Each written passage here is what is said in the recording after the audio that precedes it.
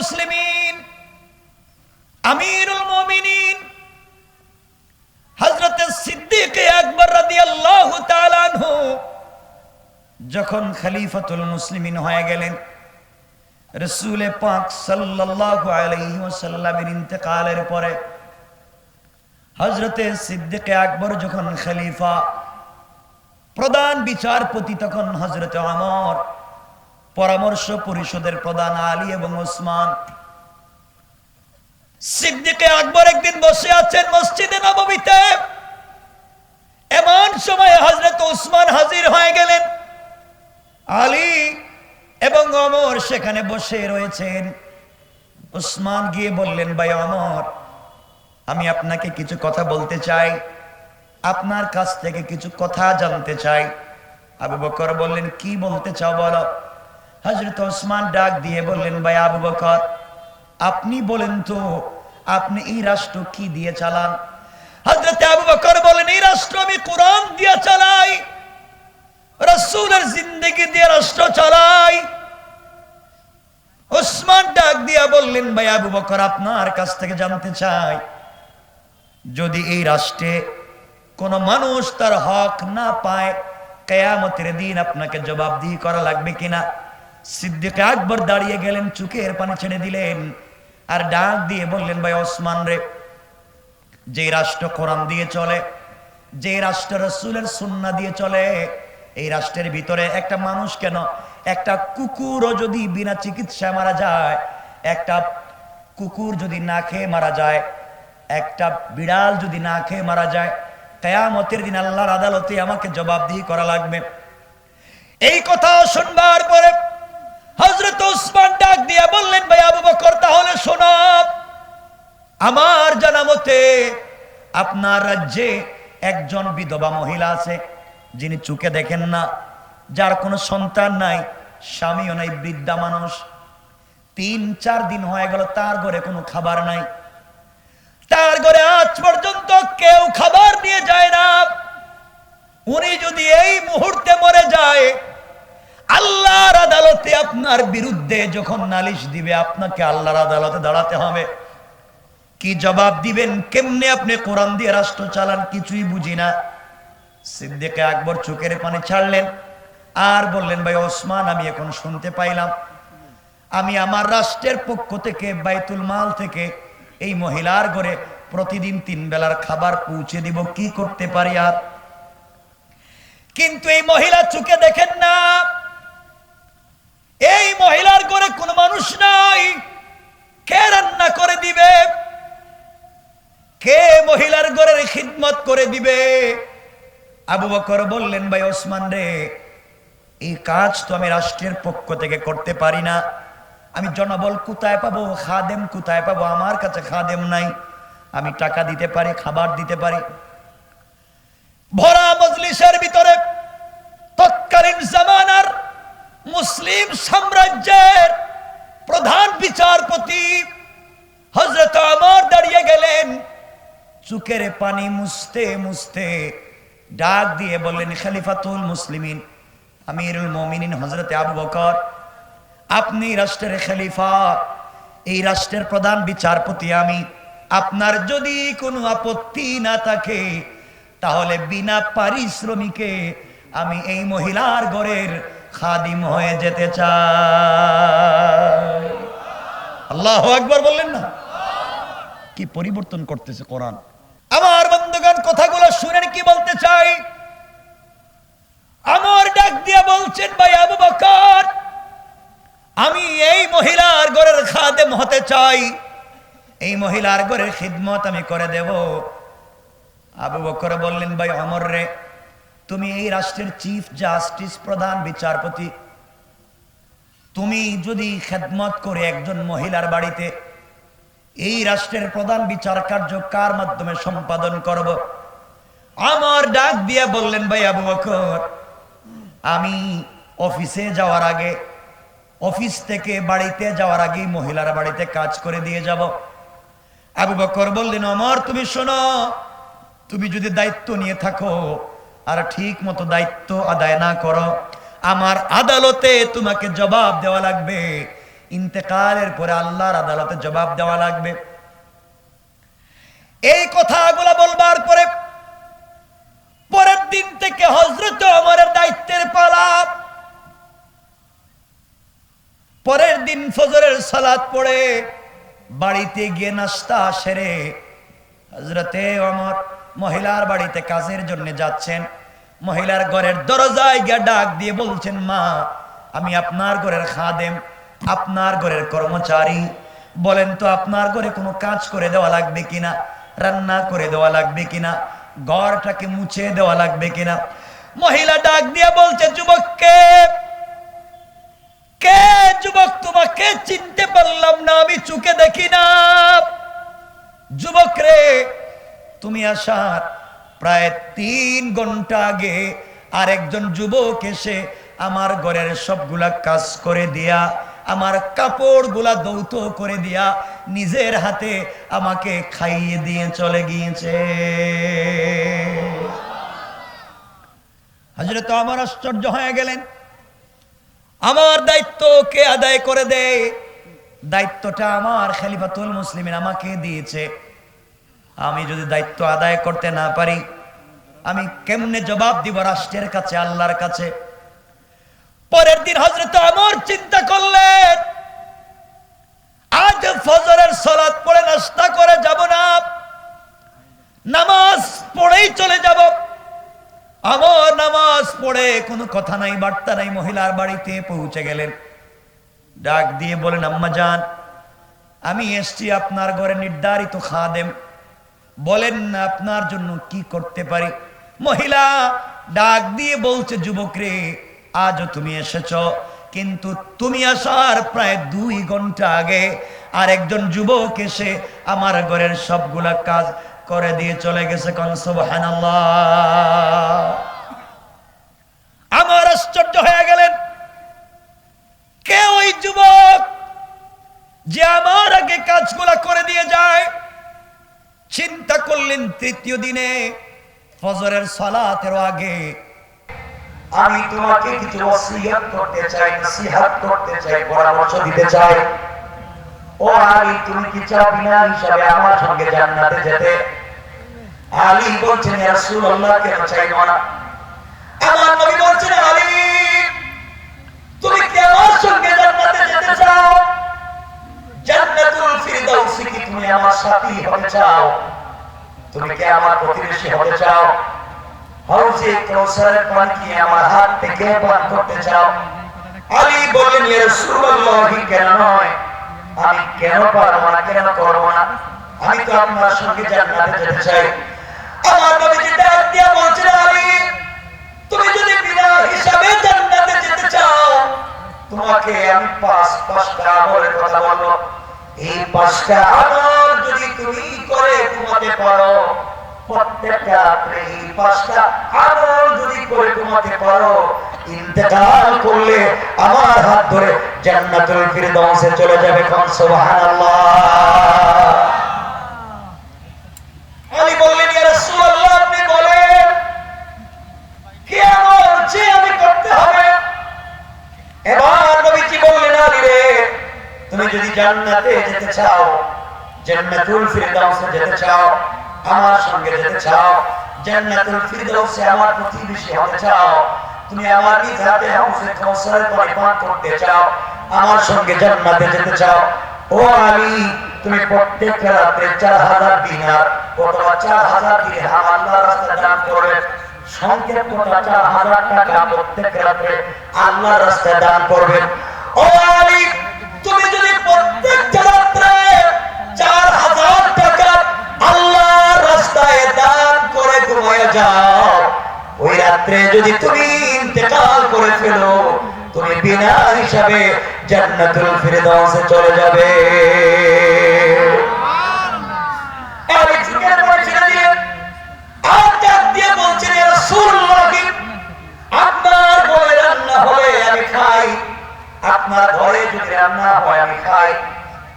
আমার বন্ধুগণ ভালো করে মনে রাখবেন, হযরত আলী বলছেন, ইয়া রাসূলুল্লাহ, আপনার ঘরে যদি রান্না হয় আমি খাই, আপনার ঘরে রান্না না হলে আমি খেতে পারি না।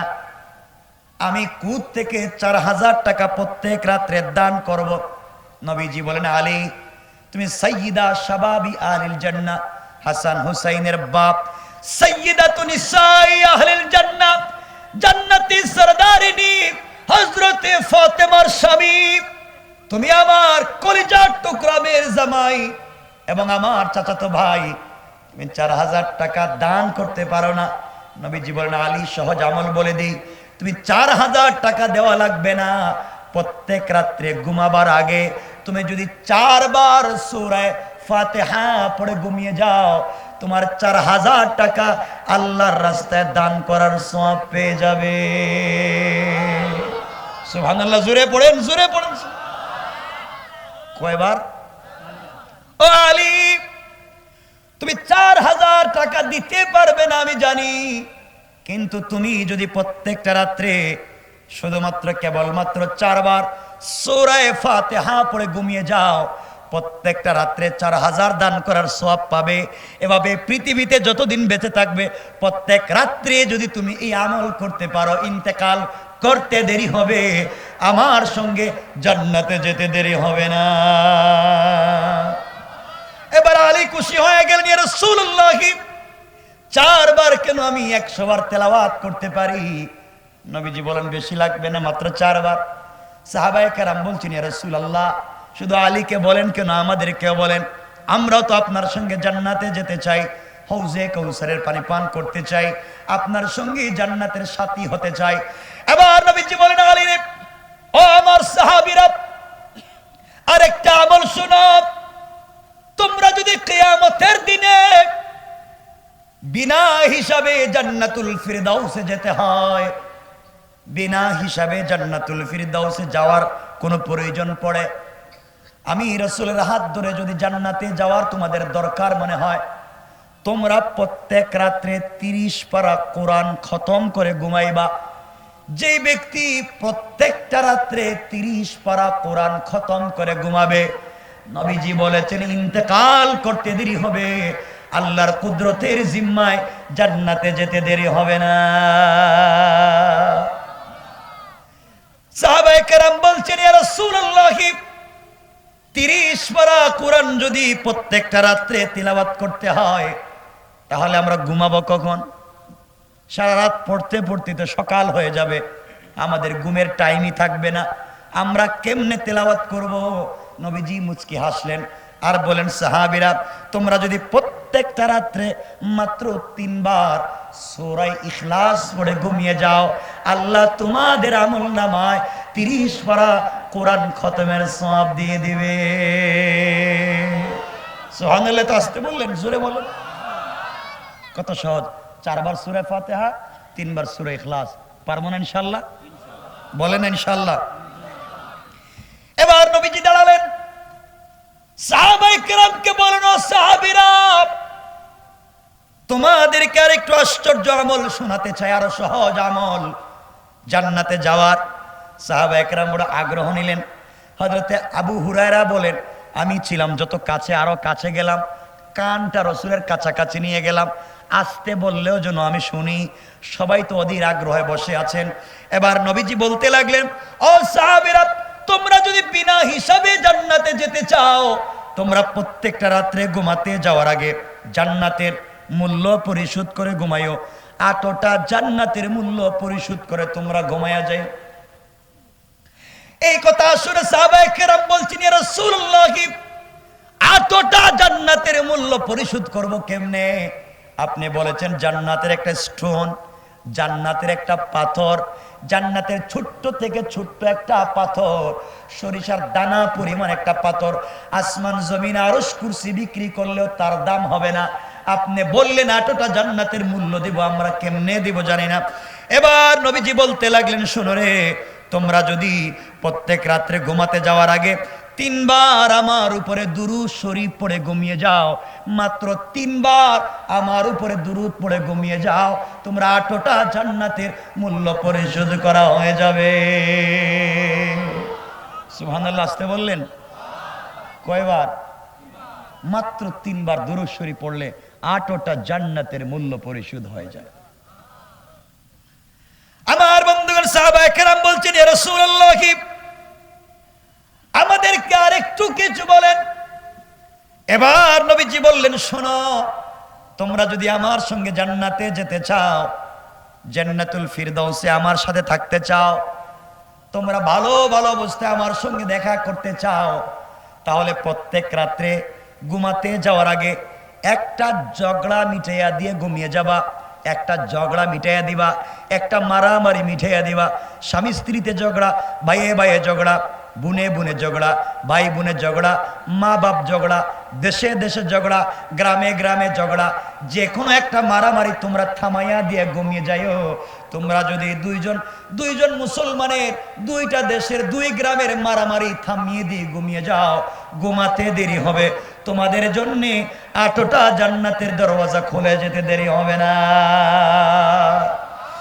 এবার সাহাবায়ে কেরাম বলছেন, ইয়া রাসূলুল্লাহ, আমরা এখন কি বাড়িতে বাড়িতে যাওয়া লাগবে? কার বাড়িতে কে কার সঙ্গে ঝগড়া করলো, কোন গ্রামে কে মারামারি করলো, তা তো খোঁজা লাগবে, এরপরে ঝগড়া মিটাতে হবে।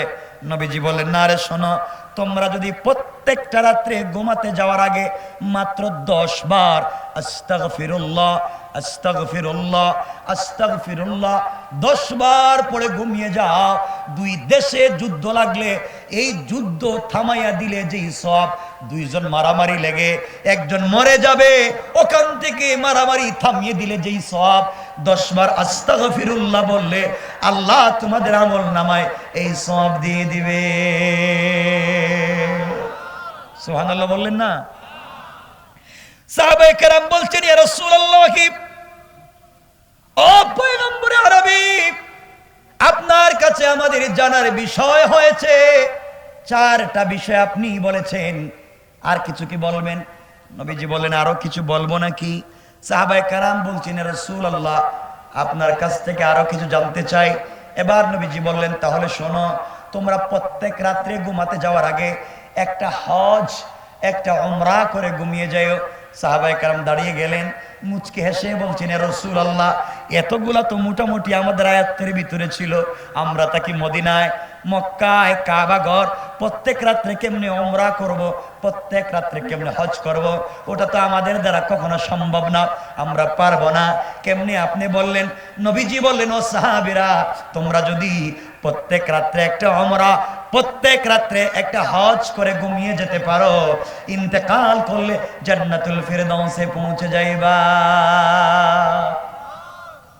এবার সাহাবায়ে কেরাম বললেন, ইয়া রাসূলুল্লাহ, ইয়া হাবিবাল্লাহ, পয়গম্বরে আরবি, আপনি যে বললেন আমরা একটা উমরা করব, আমরা একটা হজ করব বাড়ি মদিনায়, প্রত্যেক রাত্রে যাব কেমনে, হজ উমরা করব কেমনে? হজ তো সব সময় করা যায় না, উমরা করতে গেলে তো টাকা লাগবে, যাওয়া লাগবে। নবীজি বললেন, শোনো, তোমরা যদি প্রত্যেক রাত্রে ঘুমিয়ে যাওয়ার আগে 4 বার কালিমায়ে তাইয়্যিবা, 4 বার কালিমায়ে তাওহীদ 4 বার পড়ে যদি তোমরা ঘুমিয়ে যাও, একটা মকবুল হজ এবং একটা মকবুল উমরার সওয়াব পেয়ে যাবে। কোন সুবহানাল্লাহ। সুতরাং আমরা যদি জান্নাতে যেতে হয়, প্রত্যেক রাত্রে যদি একটা মকবুল উমরা, একটা মকবুল হজের সওয়াব পেতে হয়, 4 বার কালিমায়ে তাইয়্যিবা, 4 বার কালিমায়ে তাওহীদ পড়ব। আমরা যদি প্রত্যেক রাত্রে একটা ঝগড়া মিটাইয়া দিয়া ঘুমিয়ে যেতে হয়, তাহলে আমরা 10 বার আস্তাগফিরুল্লাহ পড়ব। আমরা যদি জান্নাতের মূল্য, 8টা জান্নাতের মূল্য পরিশোধ করে ঘুমিয়ে যেতে হয়, তাহলে আমরা 3 বার দুরূদ শরীফ পড়ব। আমরা যদি 30 পারা কোরআন খতমের সওয়াব পেতে হয়, 3 বার সূরা ইখলাস পড়ব। আমরা যদি 4000 দিনার অথবা দিরহাম দান করার সওয়াব পেতে হয়, 4 বার সূরা ফাতিহা পড়ব। নবীজি বললেন, এই 5 আমল যারা করবে, ইন্তেকাল করবে, আল্লাহ তাদের আমল নামার খাতা দেখতে চাইবেন না, বরং বিনা হিসাবে আমার সঙ্গে জান্নাত দিয়ে দিবেন। কোন সুবহানাল্লাহ। আল্লাহু আকবার বলেন। আমল কঠিন না সহজ? 4 বার সূরা ফাতিহা, কয়বার? 3 বার সূরা ইখলাস, কয়বার? 3 বার দুরূদ শরীফ, কয়বার? 10 বার আস্তাগফিরুল্লাহ, কয়বার? 4 বার কালিমায়ে তাইয়্যিবা, কালিমায়ে তাওহীদ, কয়বার? কয়বার? কয়বার? রাসূল বলেছেন মরবা বিনা হিসেবে জান্নাতে যাইবা। পড়েন সুবহানাল্লাহ। আমরা পারবো তো ইনশাআল্লাহ? আওয়াজ করে বলেন পারবো তো ইনশাআল্লাহ? সুতরাং আমাদেরকে, যুবক তোমাদেরকে বলতে চাই, সহজ এই পদ্ধতিতে যদি জান্নাতে যেতে হয় একমাত্র কেবলমাত্র শুধুমাত্র আল্লাহকে চিনতে হবে। কাকে? সবাই বলেন কাকে? ও মুসলমানেরা শুনো, তোমরা বসে আছো, আমরা বসে আছি একটা গুরুস্থানে। একদিন আমি থাকবো না, একদিন তোমাদের এলাকার চৌধুরী বাড়ির চৌধুরী বাড়ি থাকবে, চৌধুরী সাহেব থাকবেন না। একদিন এমপির বাড়ির এমপির বাড়ি থাকবে, এমপি সাহেব থাকবেন না। একদিন চেয়ারম্যানের বাড়ির চেয়ারম্যান বাড়ি থাকবে, চেয়ারম্যান থাকবেন না। একদিন আপনার টাকায় বানানো বাড়ি থাকবে, থাকবেন না শুধু আপনি। ঠিক কিনা বলেন? এই জন্য আল্লাহর ওয়াস্তে ফিতনা কইরো না, ফিতনার পথে যাইও না। যুবক তোমাদেরকে শেষ কথা বলে আলোচনা সংক্ষেপ করতে চাই। শোনো ও যুবক, তোমাদের পায়ে ধরে বলছি শোনো, তোমাদের জওয়ানি আছে, তোমাদের যৌবন আছে, তোমাদের অস্তিত্ব আছে, তোমাদের শক্তি সামর্থ্য আছে, সুযোগ থাকলেই শুধু অন্যায় নাফরমানি করে বেড়াচ্ছ। ও যুবক, আজকে আল্লাহর নাম কি ভুলে গিয়েছ? ও যুবক শোনো, তুমি বাজারে বিজনেস করো, তোমার রাজীবপুর বাজারে ব্যবসা আছে, তোমার কুড়িগ্রামে ব্যবসা আছে, সারা দিন ব্যবসা করেছ, তুমি জানো না সারা দিন দোকানদারি করতে করতে বিকাল বেলা হয়তো কেশের বাক্স খুলে টাকা গুনতে গিয়েছ। টাকা আমার, বিজনেস আমার, সম্পত্তি আমার, তুমি কেশের বাক্সে হাত দিয়েছ। বুকা, তুমি জানো না হতে পারে তোমার কেশের বাক্সের ভিতরে আজরাইল বসা। কথা বলেন না কেন? ও যুবক, তুমি টাকা ইনকাম করতে করতে আগামীকালকে আমেরিকা চলে যাবে, আগামীকালকে কানাডা চলে যাবে। সবার কাছ থেকে বিদায় নিয়া পাসপোর্টটা বালিশের নিচে রাইকা ঘুমাইছ। আগামীকালকে তোমার ফ্লাইট চলে যাবে। দুনিয়ার সবার কাছ থেকে বিদায় নিয়েছ, যাকে ভুলে গিয়েছো সে আল্লাহ। আল্লাহর নামে একবার নিলে না। আগামীকালকে তোমার ফ্লাইট, তোমার পাসপোর্ট তোমার বিছানায় আছে বালিশের নিচে। বুকা, তুমি জানো না হতে পারে তোমার বালিশের নিচে আজরাইল বসা। আজরাইল আল্লাহকে ডাক দিয়ে বলছে, আল্লাহ আমসিক আও আত্রুক, ওরে ছাইড়া দিব না ধর্ম। ও বলে বাড়ি তার, ও বলে টাকা তার, ও বলে সম্পত্তি তার। আল্লাহ ছেড়ে দিব নাকি ধরব? রব যদি বলে ধরো, হয়তো ব্রেন স্ট্রোক নাইলে হার্ট অ্যাটাক। ঠিক কিনা বলেন? এই জন্য আল্লাহকে চিনো। যুবক তোমাদেরকে বলছি ভাই, সম্পর্ক যদি করতে হয়, ভালো যদি বাসতে হয়, আল্লাহকে ভালোবাসো। কিছু বললেন না? পারবেন তো ইনশাআল্লাহ? কারণ যুবকেরা আসো, তোমরা আসো, আর তোমাদের গার্লফ্রেন্ড আছে, ঠিক না? ঠিক হইল কেডা? এটা ঠিক হইল কেমনে? এটা তো খারাপ কাজ। ও যুবক শোনো, 1 মিনিটে বলে দিচ্ছি শোনো। তুমি প্রেম করো, তোমার প্রেমিকা আছে, তোমার গার্লফ্রেন্ড আছে। আরে বুকা, আমরাও তো প্রেম করি, আমাদের তো একজন প্রেমিক আছে। তোমরা তো ভুল জায়গায় প্রেম করো। শোনো না কি বলতে চাই। তুমি যেই মেয়ের সাথে প্রেম করেছো, তার চামড়া হয়তো অনেক স্মার্ট, অনেক বিউটিফুল, তার চেহারা, তার বয়স এক্সট্রা অর্ডিনারি করা। সে যখন তোমাকে টেলিফোনে কথা বলে, বাতের প্লেট ফালাইয়া কুত্তার মতো দৌড় দাও তার সঙ্গে দেখা করার জন্য। ও যুবক, তুমি যেই মেয়ের প্রেমে পড়েছ, যেই মেয়ের প্রেমে পড়ে রাত দিন নষ্ট করে দিয়েছ, তোমার স্মার্ট এই বান্ধবীর পিছনে পড়ে, বুকা তুই জানিস না ওই মেয়ে যদি আজকে রাত্রে মইরা যায়, 72 ঘন্টার ভিতরে তার সুন্দর চামড়ার থেকে বের হবে পুকা। ঠিক কিনা বলেন? যুবক, তুমি যেই মেয়ের প্রেমে পড়েছ, যেই মেয়ের প্রেমে পড়ে পড়ালেখা বাদ দিয়েছ, যেই মেয়ের সাথে সম্পর্ক করে ফেনসিডিল ইয়াবা ধরেছ, যেই মেয়ের সাথে সম্পর্ক করে মা বাবার মুখে চুনকালি দিয়েছ, যেই মেয়ের সাথে সম্পর্ক করে দেশে বিদেশে ইনকাম করে সব টাকা পয়সা ওই মেয়ের পিছনে খরচ করেছ, রাত দিন জেগে ওই মেয়ের সাথে টেলিফোনে কথা বলো, তোমার অস্তিত্ব ওই মেয়েটাকে মনে করো। আরে বুকা, তুই জানিস না ওই মেয়ে যদি আগামী কালকে ঘুম থেকে উঠে তোমার থেকে স্মার্ট, তোমার থেকে টাকাওয়ালা আরেকটা যুবককে পেয়ে যায়, কসম রব্বে পাকের জাতের, হয়তো তোমাকে ভুলে যেতে 1 মিনিটও লাগবে না। রব আফসোস করে বলছেন, ইয়া আইয়ুহাল ইনসান, ইয়া আইয়ুহাল ইনসান মা গাররাকা বিরাব্বিকাল কারীম। এই মানুষ, তোদের কি হয়েছে? কে তোদেরকে বিভ্রান্ত করেছে, কে তোদেরকে ধোঁকা দিয়েছে আমার মতো মহান রব থেকে? অথচ আল্লাযী খালাকাকা, আমি তোদেরকে তৈরি করেছি, আমাকে তোমরা চিনো না। আমি আমার বোনদেরকে বলছি, বোন তুমি একটা ছেলের স্মার্টনেস দেখে, একটা ছেলের জব দেখে, টাকা দেখে তুমিও তার জন্য পাগল হয়ে গিয়েছ। বোন তুই জানিস না ওই ছেলেও অফিসের কথা বলে, কোন কাজের কথা বলে, সে তার কোন কলিগকে সাথে নিয়া, সেও তার কোন গার্লফ্রেন্ডকে সাথে নিয়া তোমাকে বাদ দিয়া চাইনিজে বসে অথবা কোন পার্কে বসে বাদামও খাইতে পারে। ঠিক কিনা বলেন? এ পথে যাওয়ার দরকার নাই। প্রেম যদি করতে হয়, সম্পর্ক যদি করতে হয়, একমাত্র রবের সঙ্গে করো। সম্পর্ক তো করেছেন আমার রব, প্রেম তো করেছেন আমার রব, আমার রাসূলের সাথে প্রেম করেছেন।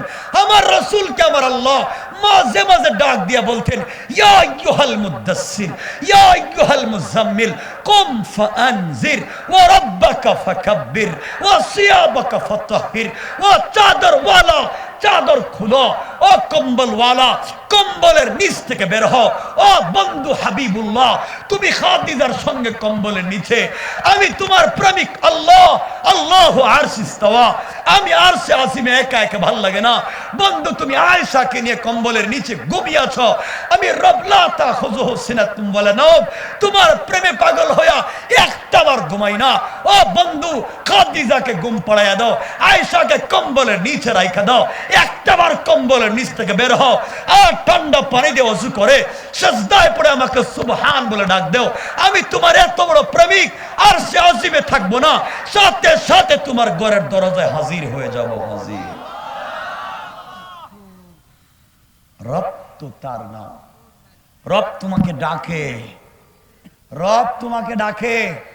রাত্রে এসে বলছো, বান্দা শুনছি তুই নাকি বিপদে, অনেক টেনশনে আছিস, সমাজের মানুষ তোকে দেখতে পারে না, মানুষ তোকে কষ্ট দেয়, ফ্যামিলির কেউ দেখতে পারে না, এত জ্বালাতন নিয়ে সুসাইড করবে কেন, এত কষ্ট ভিতর নিয়ে বসে থাকবে কেন?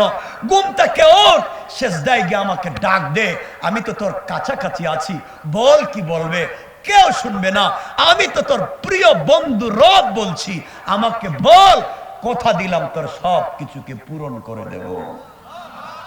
রব তো তার নাম। তো কি হয়েছে আপনার আমার, আমরা সেই রবকে ভুলে গিয়েছি। এই জন্য আজকের শেষ মেসেজ, শেষ ইনফরমেশন হলো, আমরা কোনো কাজে কোনোভাবে রবকে ভুলে যাব না ইনশাআল্লাহ।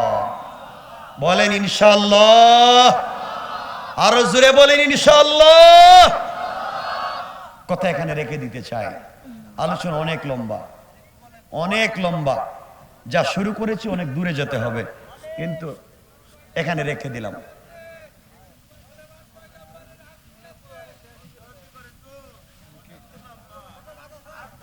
এখানে রেখে দিলাম, কোনো কথা নাই আজকে আর, এখানে শেষ, বহুত দূরে যাব। বসেন না, বসেন, এতক্ষণ যা বলছি তা মানেন বাবা, এতটুকুনি মানেন। যা বলেছি আমার জন্য দোয়া করবেন, আপনাদের জন্য আমি দিল থেকে দোয়া করব। যা বললাম আউয়ালান আমাকে আমল করবার তৌফিক দান করুক, আখিরান আমাদের সবাইকে আমল করবার তৌফিক দান করুক, আমরা সবাই যেন ভালো থাকতে পারি, আমরা জান্নাতে যেতে পারি, আল্লাহ আমাদেরকে কবুল করুন। আর আর হবে না, ওটা আলোচনা বহুত লম্বায় পৌঁছে গেছে, 12:30। মায়েদের জন্য বলেছি অনেক কথা, আর দরকার নাই। ওদেরকে, মহিলারা ভালো থাকতে হবে, ওরা বাসায় উত্তম আচরণ করতে হবে, পর্দায় থাকতে হবে, রাসূলে পাক স্ত্রীদেরকে, মহিলাদেরকে যেভাবে থাকতে বলেছেন সেভাবে থাকতে হবে। আপনারা যারা এসছেন মা বোনদেরকে বলবেন, মা বোনরা যারা শুনছেন শুনেন, আপনারা অবশ্যই অবশ্যই ঘুম থেকে উঠে রান্না করতে যাইবেন না, কাউকে নাস্তা করতে দিবেন না, আপনারা নামাজ পড়বেন, ওযু করবেন, এরপরে নাস্তা করতে দিবেন। আপনাদের ঘর থেকে নবীরা জন্ম নিয়েছেন, আনোয়ার হোসেন 4000 টাকা দিয়েছেন, আরো যদি কেউ দিতে চান আপনারা দিতে পারবেন। এই জন্য মায়েরা, বোনেরা, আপনারা বেশি বেশি পবিত্র থাকবার চেষ্টা করবেন। নবীজি বলেছেন অপবিত্রতার কারণে বহুত মানুষ জাহান্নামে যাবে, শুধু প্রস্রাব থেকে পবিত্র না হওয়ার কারণে। আল্লাহ আমাদেরকে কবুল করুক, সবাই পড়েন আমিন, বলেন আমিন, আরো জোরে বলেন আমিন। বসেন, মোনাজাত হবে, এরপরে যাবেন।